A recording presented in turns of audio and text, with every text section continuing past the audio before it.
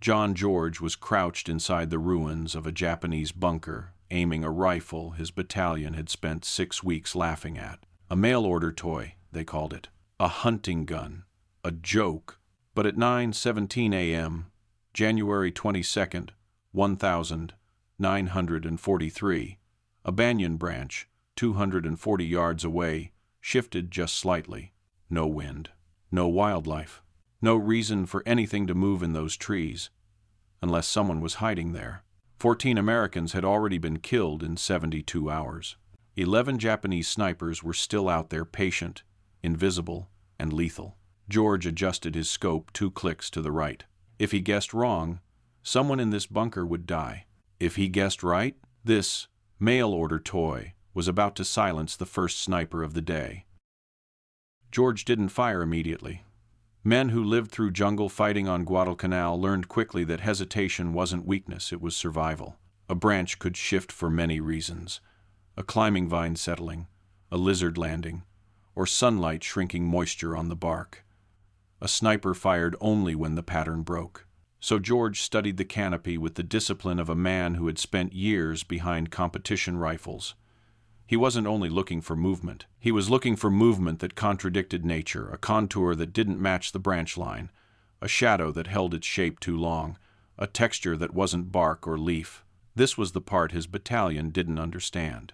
They saw a hunting rifle. George saw an instrument designed for micro-corrections trigger that broke at 3.5 pounds, glass-smooth bolt lift, and optics that, while limited at 2.5x, offered a clarity the Army's issued scopes simply couldn't match. The jungle around Point Cruz disguised everything but mistakes, and Japanese snipers made very few. They climbed before dawn, settled into natural forks of banyan trees 8 to 10 feet across, and became part of the structure itself.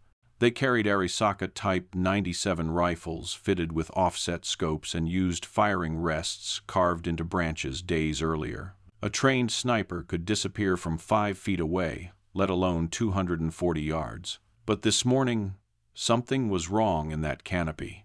George noticed it. A shape sitting against the branch grain instead of along it. An angle too straight to be natural wood. And more importantly, that shape was facing the supply trail, precisely where the last patrol had been ambushed. This wasn't random. It was a sniper in shooting position. George steadied the Winchester, not because the rifle needed it, but because the shot demanded it. At that range, drop and wind drift were minimal, but the canopy was dense, and a misjudged branch deflection could turn a perfect shot into a warning. For the first time all morning, the battlefield offered him clarity. Now he had a target, one he could confirm, track, and eliminate. And somewhere nearby, another sniper was watching for the man who dared fire first. George eased the Winchester's buttstock deeper into the pocket of his shoulder and shifted his weight until the bunker's shattered concrete formed a natural rest. Stability mattered more than speed. In jungle sniping, a rushed shot didn't just miss it, revealed your position. He centered the crosshair on the irregular shape in the banyan fork. At 240 yards, the Lyman Alaskan's 2.5x magnification didn't zoom so much as refine contrast. It helped separate pattern from anomaly, bark versus cloth, shadow versus human outline. A tiny sliver of reflected light confirmed it metal, likely the rim of the Arisaka's scope mount. Now he had certainty. What he didn't have was time. Japanese snipers often worked in pairs. The second shooter, the spotter, would be scanning for any sign of an American marksman. The moment George fired, the second rifle would begin hunting back. He adjusted the scope 2 clicks right, compensating for a light crosswind barely strong enough to stir the leaves at ground level. Then he focused on the elements that mattered: trigger pressure, breathing rhythm, branch sway. Even a 6-inch shift in the canopy could spoil the shot. He inhaled, held, let the sight picture settle. A small movement confirmed his read. The sniper in the tree was shifting weight, preparing to fire along the trail again. George squeezed. The Winchester cracked a sharp, clean report, unlike the Garan's metallic bark. Through the scope, he saw the target convulse, lose its anchor, and fall through the canopy. Branches snapped in rapid succession until the body hit the jungle floor with a sound duller than expected. No celebration, no relief. George immediately worked the bolt smooth, practiced, nearly silent, and swept the surrounding tree line. The second sniper would react within seconds, either to avenge the fallen shooter or to reposition out of danger. For George, the first kill wasn't an ending, it was the beginning of the duel. George didn't linger on the falling body. A sniper who celebrated a good shot didn't stay a sniper very long. He kept the Winchester shouldered and immediately shifted his focus to the trees north of the first kill because that was where the danger usually came from. Japanese doctrine paired snipers deliberately, one shooter, one observer. If the observer lost track of his partner's status, he scanned outward. If he saw the fall, he scanned inward toward the origin of the shot. George assumed the latter. The jungle looked motionless at first glance, but trained eyes knew where to look, not at leaves or branches, but at tension points, natural forks, horizontal limbs thick enough to support a man, pockets where shadows stayed unnaturally dark even when the breeze moved the canopy. 20 seconds passed. Then movement subtle, controlled 60 yards north of the first banyan. A figure was descending, not fleeing. That told George everything. The second sniper wasn't retreating. He was repositioning to regain visual dominance. It meant he didn't know where George was. Yet, George lowered his breathing, slowed his pulse, and tracked the figure through the Lyman Alaskan. The enemy was halfway down the trunk, careful, hugging the bark to keep his silhouette broken. Smart technique, trained technique, but moving vertically always created one unavoidable flaw. Your shape crosses multiple layers of background contrast. No amount of camouflage fully hides that. George aligned his crosshair just ahead of the movement, leading by inches, not feet. The dense canopy meant he had to fire at the exact moment the target crossed a gap between branches. He waited. A narrow window opened between two palm fronds. He took it. The shot cracked through the grove, sharper than the first. The second sniper fell backwards, limbs limp, rifle clattering through the branches ahead of him. Both bodies hit the jungle floor with a staggered thump. George worked the bolt again reflexively, cleanly, then shifted deeper into cover. 2 kills confirmed. But more importantly, a new reality took shape. The Japanese now knew there was an American marksman hunting their snipers, and unlike the infantry around him, these men would respond with precision, not panic. George had forced their hand, and the next shot, whoever took it, would determine who controlled the trees. The grove didn't stay quiet after the second kill. Silence in combat had a way of turning into warning, not relief. And George knew Japanese snipers didn't respond emotionally, they responded structurally. When a threat appeared, they didn't attack it with fury. They attacked it with procedure. The first sign came at 11:21 a.m. A single round slapped into the sandbag 6 inches from George's head, spraying dust and fiber across the bunker floor. Not a nervous shot, not a probing shot, a calculated one taken from a new angle, southwest of the first 2 kills. It meant at least one other sniper had pre-positioned himself with an alternate field of fire. George rolled left and pressed flat against the inner bunker wall, counting seconds under his breath. 3 minutes.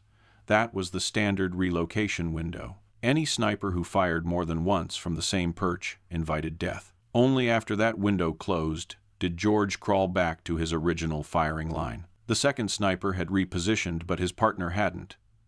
That was the break George needed. He scanned the southwest tree line, reviewing each banyan crown methodically. The key was to find not movement, but its absence patches, where branches failed to sway in synchronization with the rest of the canopy. At 11:38 he saw it, a dense cluster of 5 banyans, and in the third tree from the left, something heavy resting at an angle, inconsistent with the branches beneath it. This man hadn't climbed down after firing. He had moved sideways within the same tree. A subtle mistake.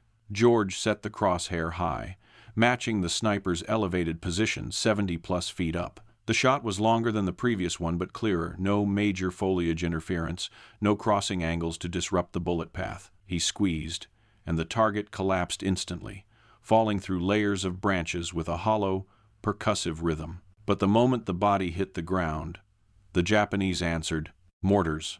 The first salvo landed 40 yards short of the bunker. The second, 20 yards. They were bracketing him, triangulating based not on sight, but on the sound signature of his previous shots. George knew the pattern. The third volley would hit the bunker directly. He grabbed the Winchester and sprinted north along the tree line, diving behind a fallen tree just as the mortar struck. The bunker he'd used all morning disintegrated under the impact timbers and soil blown into the air like a ruptured artery. George ducked low, breathing hard, and assessed the new conditions. The Japanese snipers had lost 3 men, but now they had adjusted. New firing angles, new concealment patterns, and indirect fire to flush him into predictable lines of movement. The duel was no longer about marksmanship. It had become a game of systems, patience, and counter-adaptation, and George alone with a 5-round Winchester would have to adapt faster. The mortar strike changed everything, not because George lost the bunker fortifications on Guadalcanal, rarely lasted long, but because the Japanese had escalated the duel from a silent, vertical chess match into a coordinated hunting operation. The grove was no longer a cluster of isolated snipers. It was a system reacting to him. George slid behind the fallen tree he'd chosen as his new hide. The trunk was wide enough to shield most of his body, but low enough that he could still shoot prone with a stable rest. He wiped mud from the Winchester's scope lens with a section of his sleeve, careful not to smear it more. Clarity mattered. Seconds mattered even more. He resumed scanning. By early afternoon, the grove had regained its deceptive stillness. But George knew better than to assume withdrawal. Japanese doctrine emphasized patience. Snipers could stay motionless for hours, sometimes the entire day, waiting for the sun to shift and reveal a silhouette their enemy thought was protected. At 14:23, the light changed, shifting just enough to alter the geometry of shadow in the treetops. That was when he saw it. A faint, narrow line, cutting across the branch crotch of a banyan, 90 feet up. Not movement, just an angle, inconsistent with natural growth. It was the edge of a helmet, the curved lip reflecting a thin strip of sunlight. George steadied the rifle, exhaled slowly, and timed the shot with the moment the branch sway reached its neutral midpoint. The bullet struck cleanly. The sniper collapsed without a sound, legs folding before the body dropped through the canopy. George cycled the bolt, but he didn't relax. One visible sniper almost always meant another in Overwatch. He scanned the adjacent trees left, then up, then deep into the layered shadows behind the primary tree line. A trained observer didn't look for figures. He looked for absence. Places where shadows stayed still for too long, or silhouettes had too much symmetry. At 15:41, he finally caught a distortion at the top of a banyan nearly 100 feet high. The sniper had climbed further than usual to exploit the sun's angle, choosing elevation over stability. It made him harder to see, but easier to silhouette once the light shifted. George tracked the faint dark mass, barely visible between 2 protruding limbs. Even with the Lyman Alaskan, it was nearly a guess, but a guess grounded in pattern recognition, not hope. He waited for the sniper to adjust position. Even expert marksmen moved eventually, if only to relieve strain. When the shadow stretched a few degrees further than before, George fired. The body fell longer than the others, branch after branch, breaking until the form crashed against the base of the tree. The elevation that gave the sniper his advantage also magnified his exposure when the rifle found him. By late afternoon, George had taken 5 snipers in one day. And the Japanese understood the threat with new clarity. They were no longer hunting a soldier. They were hunting a specialist. Day 2 began long before the sun broke over Point Cruz. Rain thick, heavy Pacific rain hammered the grove so hard it blurred the tree line into a sheet of gray. The storm muted every sound except water hitting leaves. For most soldiers, rain meant cover. For snipers, it meant opportunity. Movement masked itself under noise. Tree trunks grew slick, but they also grew quiet. The Japanese knew this. So did George. He moved before dawn, shifting to a new position 70 yards from the destroyed bunker. The Japanese would check the ruins first. They always checked the ruins. Their mortar strike had confirmed one thing. They believed they had pinned him. That belief was something George could use. By 8:15, the rainfall weakened. By 8:45, visibility improved from pure haze to a usable 100 yards. Not optimal, but enough. Rain changed the battlefield in ways dry observers never appreciated. The canopy sagged under water weight, altering shooting lanes. Leaves clung together in shapes they normally didn't, and puddles reflected light that could betray a position or reveal one. At 9:12, George saw it.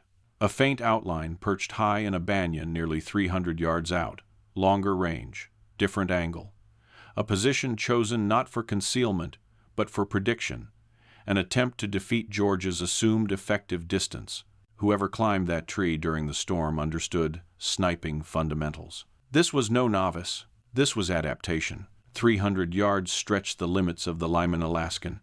At 2.5x, it didn't produce detail. It produced contrast. The sniper was only a darker shape against the lighter wet bark. What confirmed the target wasn't movement, but stillness. Rain made leaves tremble, drip, and twitch. The dark shape didn't. George adjusted elevation, the Model 70s. 30 to 0.6 round shot flatter than the Japanese 6.5 millimeters. Wind drift was minimal. The storm had left the air heavy and still. He centered the crosshair, waited for the posture to shift. Even snipers repositioned subtly during prolonged tension, relaxing a foot, adjusting grip, easing pressure on the branch. It happened at 9, 12, and 40 seconds, a slight lean forward, distributing weight ahead before settling into a prepared firing stance. George took the shot. The echo was strange through the wet air, louder, sharper. The target jerked and fell immediately, body tumbling through waterlogged leaves. Branches snapped, but the sound was muted by moisture. But the reaction came faster than expected. Mortar rounds again triangulated, not from yesterday's firing lane, but today's. The Japanese weren't repeating mistakes. They were refining calculations. The first salvo landed 50 yards short, the second 30. The third would land on his head if he remained. George broke position instantly, sprinting along the tree line to a crater filled knee-deep with rainwater. He dropped into it, submerged the Winchester barrel up to avoid flooding, and steadied his breathing. The Japanese had learned his range, his angle, and his pattern. But they hadn't learned his adaptability. George stayed submerged in the rain-filled crater until the mortar pattern finished its bracket. Japanese crews rarely fired more than 3 salvos in rapid succession. When adjusting by sound, they conserved ammunition and shifted focus quickly once a threat went silent. When the third round failed to draw a reaction from him, the barrage stopped. Silence after mortars was always dangerous. It meant someone was repositioning. George wiped mud from his eyes and raised the Winchester just above the waterline. The barrel stayed pointed skyward, protected from flooding. He scanned the tree line through open sights first. The scope fogged too easily in humidity. And in the first minute after shelling, opportunities came at close or mid-range distances, where clarity mattered more than magnification. By 14:23, the rain had thinned into mist. Heat returned, and with it, the jungle's layered noise. Birds, insects, the low hum of unseen movement. A sniper could hide inside that noise better than anywhere else. George crawled out of the crater and took a new position behind a half-rotted log that provided low frontal cover and a stable rest.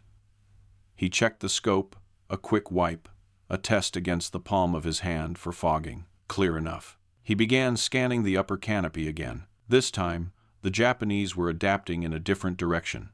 Snipers weren't climbing higher, they were climbing smarter, selecting angles that wouldn't silhouette them against the clearing sky. They were exploiting the diffused light caused by lingering moisture in the air. At 15:41, a pattern broke. A branch in the mid-canopy 50 to 60 feet up had a shadow that didn't match the branch's curvature. Too rigid, too symmetrical, the kind of shape created when cloth conforms to wood.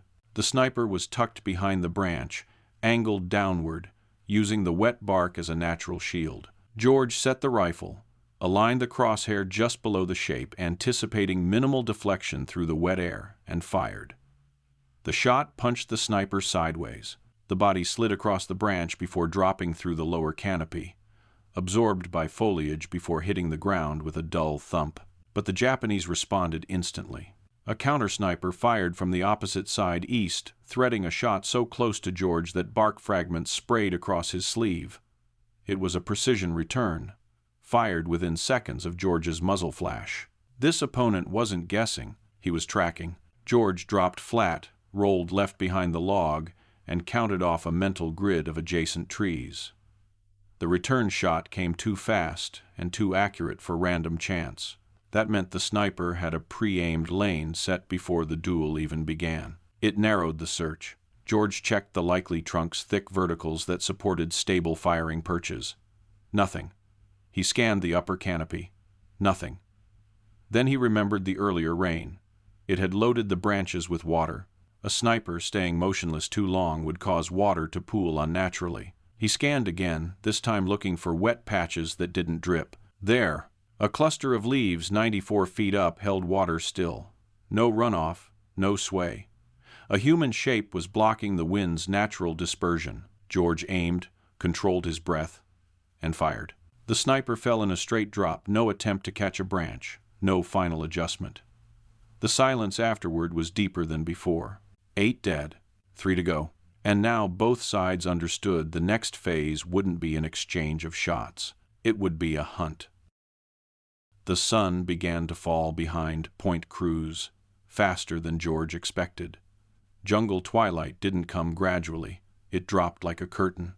One moment the canopy showed depth and texture. The next, it turned into a layered wall of shadow capable of hiding anything or anyone. George stayed low behind the rotted log, listening more than watching.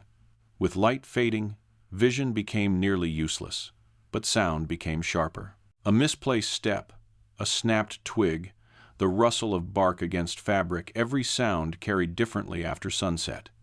Japanese snipers understood that better than most. When daylight failed, they switched from precision fire to positional control, using darkness to mask their movement. George didn't fire again that evening, not because there were no targets, because nighttime shots revealed more than they killed. He checked his ammunition, 19 rounds left in total. Enough for the work ahead, but not enough for mistakes. He knew the Japanese were counting his shots. They had mortars, elevation, and numbers. He had one rifle, one scope, and the advantage of having survived this long. Snipers didn't fear skill. They feared unpredictability. As long as George stayed mobile, remained unpatterned, and avoided repetition, he remained a problem no doctrinal playbook could solve. The psychological pressure settled in slowly. Not fear. Fear came early and left early. This was something sharper. The awareness that he was being watched. Snipers didn't need to shoot to dominate the battlefield. Sometimes presence was enough. The possibility of a rifle pointed from an unseen perch. The silence that implied calculation rather than absence. George scanned the tree line with binoculars instead of the Winchester. At dusk, glass reflected light too easily. The scope could betray him. The binoculars didn't. He studied the places where he'd expect a sniper to relocate after losing 8 comrades in 2 days. Positions with crossfire potential, high-angle hides, designed for killing someone, escaping low ground, and low concealment perches used to ambush someone shifting between craters. Nothing moved. That was the point. Japanese doctrine called it jikan o kurosu, killing time. Not as a metaphor, but as a tactic. Let the opponent imagine threats that weren't there. Let the jungle do the work. George withdrew at 17, slipping back toward American lines with the Winchester held muzzle up to keep water and debris out. He knew better than to return to yesterday's paths. The Japanese would be watching them. Instead, he used a staggered approach, moving in shallow angles, doubling back, masking each footstep with sounds of the jungle. He reached battalion headquarters near dusk, reported 8 confirmed kills, and listened as Morris, no longer mocking, asked for one thing. "Can you do it again tomorrow?" George didn't answer immediately. He didn't need to. The grove still held snipers, men who had watched him all day. Men adjusting, coordinating, recalibrating. Day 3 wouldn't be a continuation. It would be a retaliation, and George, alone again, with only one rifle, would have to step back into a battlefield now shaped entirely around him. Day 3 began before sunrise with rain again. Heavy, uniform rain, the kind that erased footprints and muted movement. If the Japanese wanted to reset the battlefield, nature was helping them. George arrived at the grove early and moved to a new position. A cluster of large rocks the Marines had once used as a machine gun nest. Elevation, hard cover, and overlapping fields of fire. It wasn't perfect, but nothing on Guadalcanal ever was. He waited for the rain to ease. At 7:43, the storm tapered into drizzle. Visibility returned just enough to distinguish trunks from canopy. The critical window, the transition period between rain and clarity, was precisely when snipers repositioned. George watched the tree line, eyes shifting from foliage to branch forks to the narrow channels between limbs. At 8:17, he found the first anomaly. A figure low in a palm tree, roughly 190 yards out, only 40 feet up, far lower than any sniper he had engaged so far, and positioned in a way that made the silhouette visible from George's elevated perch. Too visible, too easy. George held the crosshair but didn't fire. Something didn't fit. Japanese snipers didn't survive multiple days by making elementary mistakes, and after losing 8 men, surviving snipers became more conservative, not less. The low placement wasn't just odd, it was wrong. Wrong in a way that felt intentional. So he widened his scan. If the palm tree figure was bait, the real threat would be positioned to cover it, somewhere with a clear line of sight toward George's estimated positions from day 1 and day 2. At 8:28, he found the real sniper, 91 feet up in a banyan northwest of the bait tree, tucked behind intersecting branches that created a natural funnel for concealment. Perfect elevation, perfect angle. The sniper wasn't watching the bait. He was watching for the reaction to the bait, a counter-ambush. George faced 2 problems. 1, if he fired at the real sniper first, his muzzle flash would expose his location. 2, if he fired at the bait first, he'd have only seconds to transition and eliminate the Overwatch shooter. He chose the second option, not because it was safer, because it was possible. He aimed at the bait sniper in the palm tree, adjusted for minimal wind, and fired. The figure jerked and dropped instantly. George swung the Winchester up and right, not rushing, but not wasting movement. He knew the Overwatch sniper would react to the shot by turning toward the sound, revealing a sliver of movement. That movement came half a second later. A slight shift, just enough to break the outline against the branches. Enough for George to anchor a shot. He fired. The Overwatch sniper's body sagged, then toppled, rifle tumbling separately through the limbs. 2 shots, 2 bodies falling nearly in unison. But the forest didn't stay still. Seconds later, machine gun fire raked the rocks where George had been positioned. Accurate fire, controlled bursts, targeting probable relocation zones. Not panicked infantry fire, coordinated suppression. The Japanese had finally understood the battlefield. They weren't counter-sniping anymore. They were flushing him. And somewhere in that grove, the last sniper, the most experienced of all, was already moving, preparing the final trap. George couldn't stay behind the rocks. The machine gun bursts weren't random. They were suppressive lanes laid down with intent to freeze him in place long enough for the last sniper to maneuver. After losing 10 men in 3 days, the remaining sniper wouldn't rely on height, patience, or concealment alone. He would rely on misdirection. George broke contact immediately, sprinting east along the tree line until the gunfire fell behind him. He dropped into a shallow drainage ditch, chest pressed to the wet earth. The jungle around him had changed tone, less bird song, more intermittent creaks of shifting branches, fewer rhythms, more irregularities. That meant movement. He slid the Winchester forward and raised his head just enough to scan above the ditch's rim. No silhouettes, no flashes, no canopy shifts. But the absence of vertical threats meant something worse. The last sniper wasn't in the trees. He was hunting on the ground. George exhaled very slowly. Ground-level snipers were rare, but deadly. Concealment was easier. Angles were unpredictable. Distances collapsed quickly, and a prone sniper could fire, reposition, and disappear faster than a canopy shooter. At 9:52, George caught something at the edge of his peripheral vision south, low to the ground. A shape moving parallel to the tree line, crawling through ferns and fallen branches.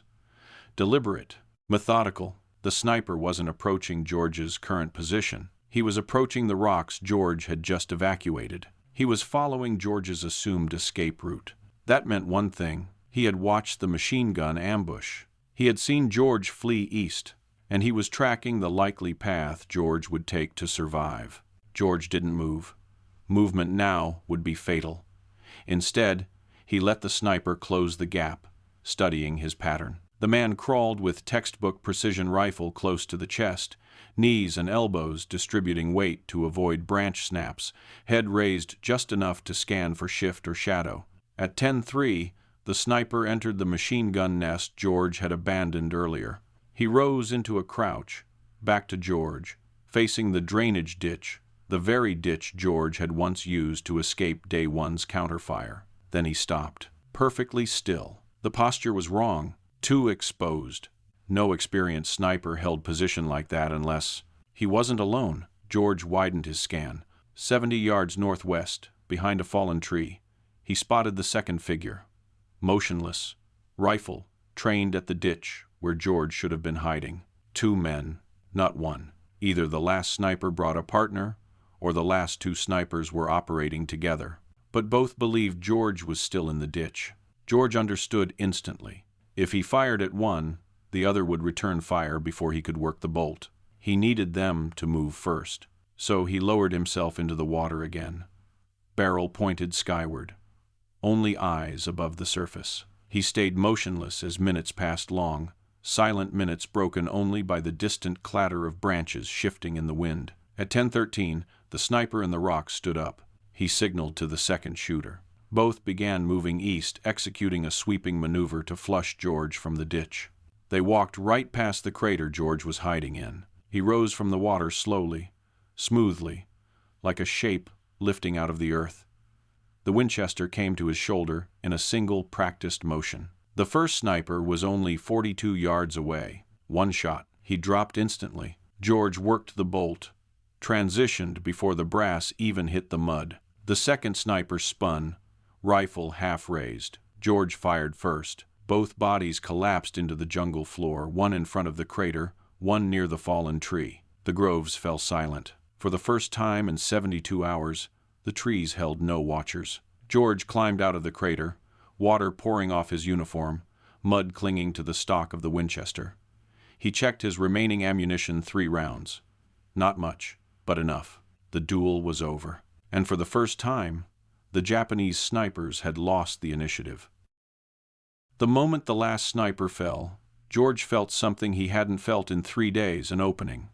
Not safety, just the faint slack in the rope that had been tightening around him since Day 1. But that slack didn't last long. Voices, at first faint, carried by wind through the banyans. Then clearer, urgent, multiple men.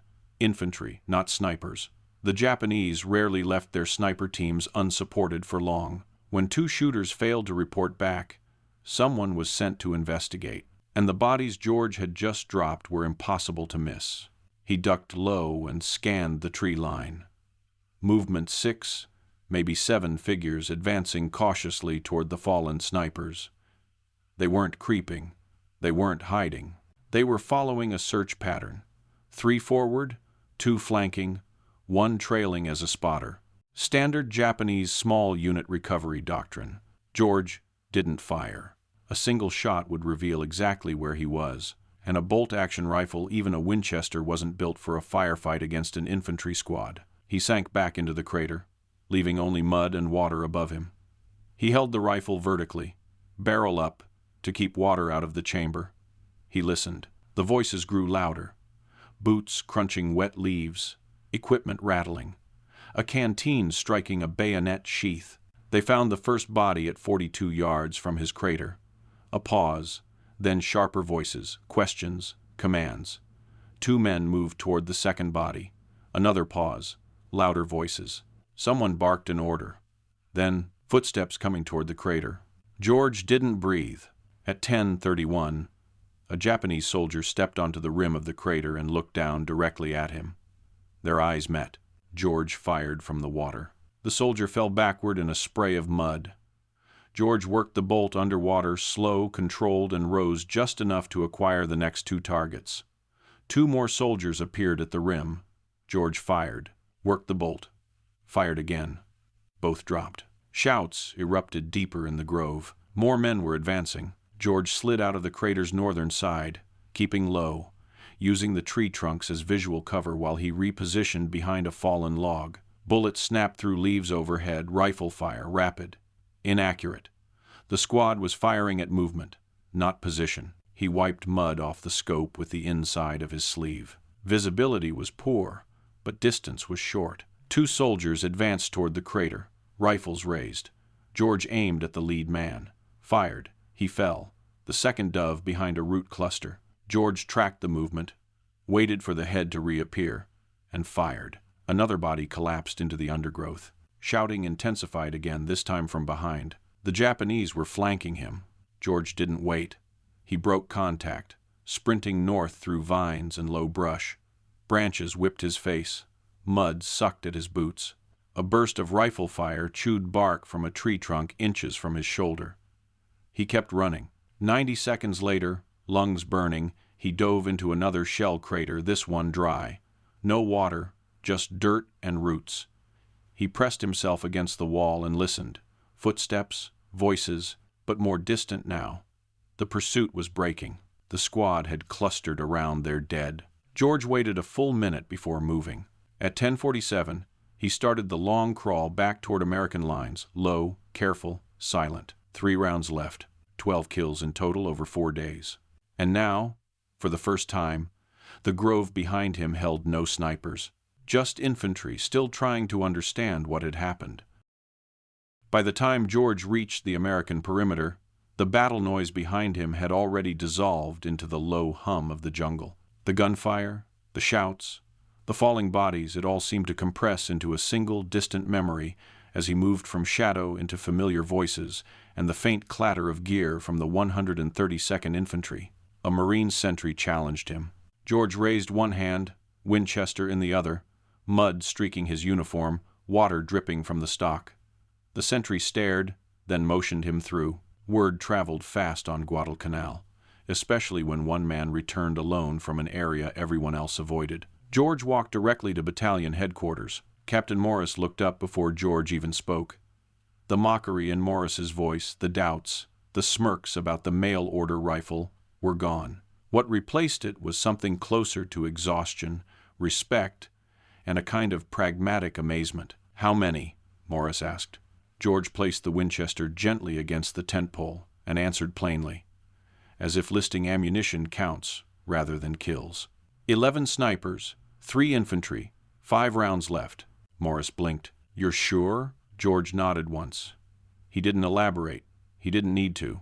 The pattern of bodies, the counterfire, the angles, they all told the same story. The battalion commander entered moments later.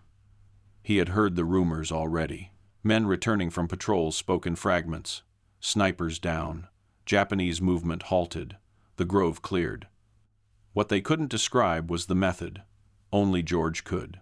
For the next hour, George conducted one of the most detailed debriefings of the Guadalcanal campaign. Not dramatic, not embellished, just facts. Elevation used by each sniper, likely firing lanes, branch structures chosen for concealment, response times to muzzle flashes, coordination patterns between Japanese Overwatch shooters, angles of incoming mortar triangulation, the reasons he relocated when he did, and the specific technical cues that allowed him to identify each target. The 2 officers sat in silence as he spoke, not because the story was unbelievable, but because it revealed a capability they didn't realize they had in their ranks. When George finished, the battalion commander asked only one question. "Can you teach other men to do what you did?" George hesitated, not out of uncertainty, but out of accuracy. "I can teach them to shoot," he said, "but not to survive the way a sniper must." The commander absorbed the answer, then made a decision that would change George's role entirely. Division headquarters had 14 Springfield rifles fitted with Unitel scopes, precision weapons left behind by the Marines, and the regiment had 40 men who qualified as expert marksmen.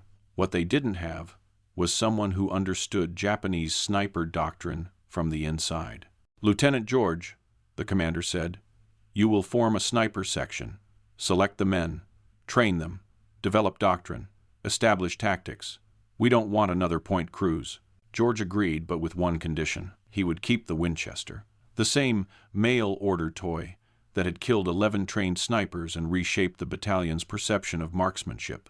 The condition was approved immediately, and just like that, the role of one man and the tactical posture of an entire regiment began to change. George didn't rest after Point Cruz. By the next morning, battalion headquarters wanted more than a hero, they wanted a solution. The Japanese weren't just using snipers as harassers, they were using them as a system, and George had been the only man who proved he could dismantle that system, shot by shot. Division headquarters had a problem. The infantry needed counter-sniper capability, but they had no doctrine, no training program, and no one who actually understood how Japanese snipers thought, moved, or survived. George became that missing piece. 14 Springfield rifles fitted with unertl scopes were still in storage left behind by the Marines. 40 men in the regiment had qualified as expert marksmen before deployment. Now, they needed someone to turn them into actual snipers. George agreed, but with one condition. He kept the Winchester Model 70. Training began on January 27th, just miles east of Henderson Field. George didn't start with shooting. He started with survival. How to read the jungle floor, how to mask muzzle flash, how to break visual pattern against banyan shadows. Only then did he move them to marksmanship. The men learned quickly. Most had fired at long range before. None had done it under jungle constraints, humidity warping wood, mirage forming in afternoon heat, leaves thick enough to deflect a bullet meant for a man. By the third day, George divided the section into 16 two-man teams, shooter and spotter. Roles switched after every engagement. No single point of failure. Every man had to think like a hunter and a survivor. Their first operation came in early February, clearing Japanese remnants along the Matanikau River. In less than a week, George's section recorded 74 confirmed kills with 0 American casualties. For the first time on Guadalcanal, snipers were no longer a threat. They were an asset. And higher command had already decided George's skills were needed elsewhere, far from the Pacific island where his reputation began. George barely had time to settle into his new role before higher command intervened. Word of his precision work at Point Cruz and the rapid success of his sniper section moved up the chain faster than he expected. The Pacific campaign was shifting westward, and the Army needed officers who understood jungle warfare at the granular level. Terrain, concealment, long-range decision-making. Burma was next, and Burma demanded specialists. By March 1943, George was reassigned to a classified mission forming in India, what would soon become the 5,307th Composite Unit, better known as Merrill's Marauders. Their task was unprecedented, pushed deep into northern Burma with no supply lines, no roads, and no reinforcements. Pure, long-range penetration, everything carried on foot or by mule. The terrain made Guadalcanal feel forgiving. Steeper ridges, heavier rain, denser humidity that turned rifles slick and scopes foggy in minutes. George modified the Winchester for the new environment, replacing the Lyman Alaskan with a lighter Weaver 330 and swapping the wooden stock for a synthetic one to save ounces. Not much weight, but over a weeks-long march, ounces mattered. The Marauders advanced more than 700 miles in 3 months, fighting in short, violent engagements where visibility rarely reached 50 yards. Most contact was close-range ambush too fast for a scoped bolt-action rifle. Even so, George used the Winchester 3 times, each at extreme distance for jungle terrain. A Japanese officer at 412 yards, a machine gun crew at 380, and a sniper pinning down a patrol at 290. 3 shots, 3 kills. Disease did more damage than combat malaria, dysentery, exhaustion. By the time the Marauders seized the Myitkyina airfield in May 1944, the unit was exhausted beyond recovery. The mission was a success, but the force was broken. George survived the Burma campaign. The Winchester survived with him, but both emerged, changed. Guadalcanal had been a duel. Burma was attrition endurance measured in miles, not kills. It was George's last combat tour. When the Burma campaign ended, George returned to the United States physically worn down but professionally transformed. He had survived 2 of the harshest jungle theaters of the war, trained the Army's first effective sniper section, and proven twice that an individual marksman could alter the outcome of operations far beyond his rank. He was promoted, reassigned to Fort Benning, and placed in charge of training infantry officers. But George's contribution wasn't marksmanship alone. It was pattern recognition, understanding how terrain, concealment, and timing shaped a firefight long before the first shot. Few soldiers had seen sniper warfare from both sides. Even fewer could explain it. In 1947, he decided to write it all down, not as a memoir, but as a technical record before the details faded. The manuscript became Shots Fired in Anger, a 400-page examination of weapons, ballistics, jungle movement, Japanese sniper doctrine, and the minute decisions that separated survival from death. It wasn't written for drama. It wasn't written for glory. It was written the way George fought, precisely, clinically, without embellishment. The book quietly became one of the most respected first-hand analyses of small arms combat in the Pacific.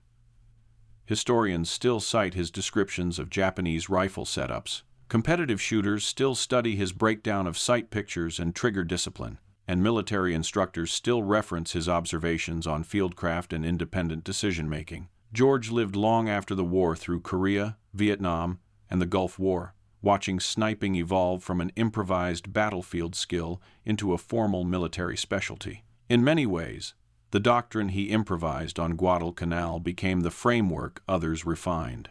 In 2009, at age 90, George passed away. His Winchester Model 70 now sits behind glass at the National Firearms Museum, an unassuming hunting rifle to most visitors. But to those who know its story, it represents something larger, a reminder that in a war shaped by industry and mass firepower, one man with one rifle used with skill, patience, and clarity could still change the field. If this story moved you, even a little, do me one favor before you go. Hit the like button. It's the single strongest signal that tells YouTube this history shouldn't disappear into silence. And if you haven't yet, subscribe. We're preserving forgotten World War II stories every week. Stories of ordinary soldiers who did extraordinary things when it mattered most. Now I want to hear from you. Where are you watching from?